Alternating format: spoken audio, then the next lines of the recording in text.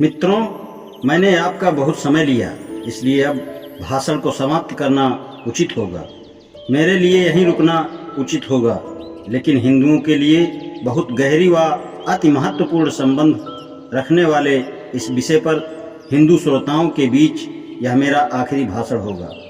अपना भाषण पूरा करने से पहले यदि हिंदू मुझे इजाज़त दें तो मैं कुछ ऐसे सवाल रखूं जिनको मैं जीवन और मौत के समान बहुत ज़रूरी सवाल समझता हूं, और उन पर गंभीरता से विचार करने के लिए उन्हें आमंत्रित करता हूं। पहली बात तो यह है कि हिंदुओं को विचार करना चाहिए कि क्या मानव विज्ञानियों की इस शांत व सौम्य राय को मानना काफ़ी है कि संसार के विभिन्न लोगों में पाए जाने वाले विश्वासों, आस्थाओं, आदतों, स्वभावों, सदाचारों और जीवन के दृष्टिकोणों के विषय में सिवाय इसके कि वे ये सभी बातें विभिन्न लोगों में अलग अलग होती हैं, इसके सिवाय और कुछ कहने की ज़रूरत नहीं है।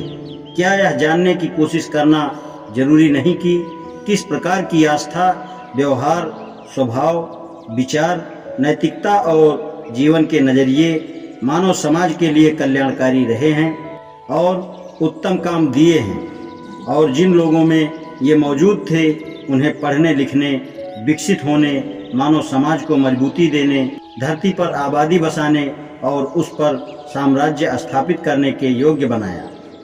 जैसा कि प्रोफेसर कार्बर का विचार है, नैतिकता और धर्म जो नैतिक सहमति और असहमति का गठबंधन दिखाने के लिए नैतिकता व धर्म की लड़ाई में प्रयोग में लिए जाने वाले साधनों के रूप के उसी प्रकार से लिया जाना चाहिए जैसे कि हमला करने और बचाव के लिए हथियार के रूप में दांत और पंजे, नाखून, सींग और खुर, चोंच और पंख का उपयोग किया जाता है।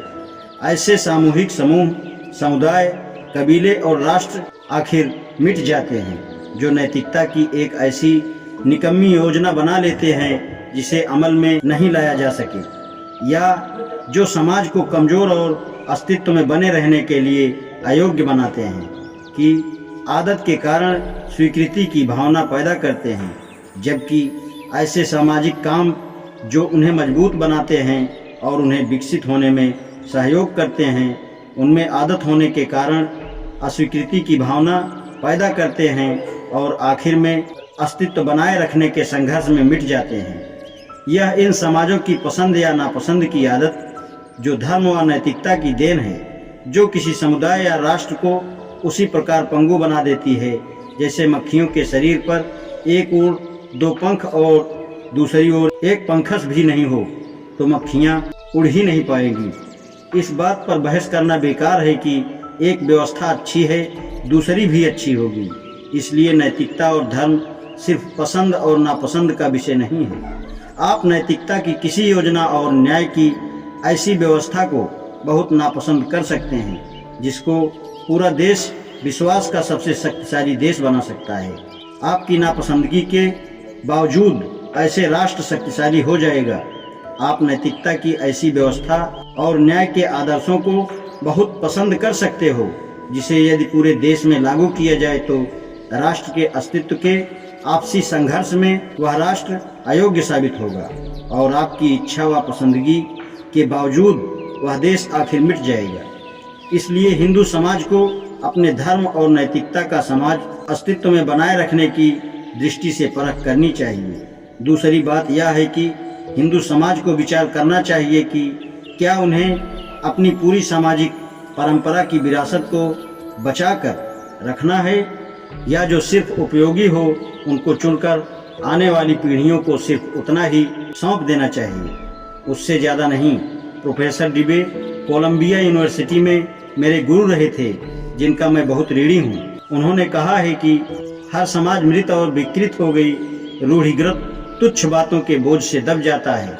किसी समाज में आधुनिक व प्रगतिशील विचारों की रोशनी फैलती है तो समाज को यह एहसास होने लगता है कि अपनी मौजूदा सारी उपलब्धियों को बचाकर ज्यों का त्यों भावी पीढ़ियों को सौंपना उचित नहीं होगा।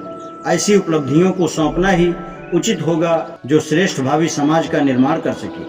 फ्रांस की क्रांति को मजबूत आधार देने वाले परिवर्तन के सिद्धांतों के घोर विरोध के बावजूद क्रांतिकारी वर्ग यह मानने के लिए मजबूर हो गया था कि कोई भी सरकार यदि किसी परिवर्तन के साधनों से वंचित है तो उसके अस्तित्व के बने रहने की गुंजाइश भी नहीं होती है। ऐसे साधनों की कमी से सरकार संविधान के ऐसे भाग को भी खोने का खतरा है जिसको वह किसी भी कीमत पर बचाना चाहता है।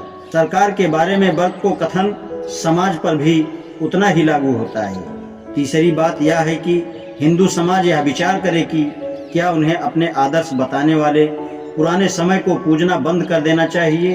जो समय बीत गया सिर्फ उसी की पूजा करने के असर के बारे में प्रोफेसर डिबे ने ठीक ही कहा है। एक व्यक्ति केवल वर्तमान में ही जी सकता है। वर्तमान का अर्थ सिर्फ यह नहीं है कि वह गुजरे समय के बाद आता है। वर्तमान कोई गुजरे समय द्वारा पैदा की हुई वस्तु तो कतई नहीं है। जीवन इसी में है। गुजरे समय यानी अतीत को वर्तमान के पीछे छोड़ दिया जाए।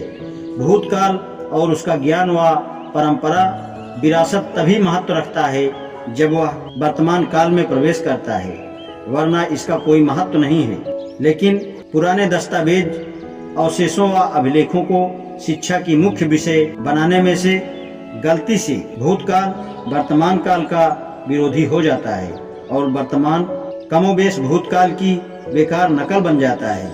वह सिद्धांत जो जीने और तरक्की के वर्तमान कार्य को कम महत्व देते हुए तुच्छ मानता है, वह स्वाभाविक रूप से वर्तमान को खाली और भविष्य काल को अति दूर का समझता है। ऐसा सिद्धांत प्रगति का बाधक और मजबूत व स्थिर जीवन प्रवाह में बाधक है। और अब चौथी बात यह है कि हिंदुओं को यह जरूर विचार करना चाहिए कि क्या उनके लिए वह समय नहीं आ गया जब उन्हें समझना चाहिए कि संसार में सब कुछ परिवर्तनशील है। संसार में हर चीज बदल रही है। एक बदलते हुए समाज में पुरानी मान्यताओं व संस्कारों में क्रांतिकारी बदलाव आने चाहिए और हिंदुओं को यह जरूर एहसास होना चाहिए कि यदि लोगों के कार्यों को मापने के मापदंड जरूरी हैं तो उन मापदंडों में बदलाव या सुधार के लिए भी तैयार रहना चाहिए। आज इतना ही, शेष कल। धन्यवाद।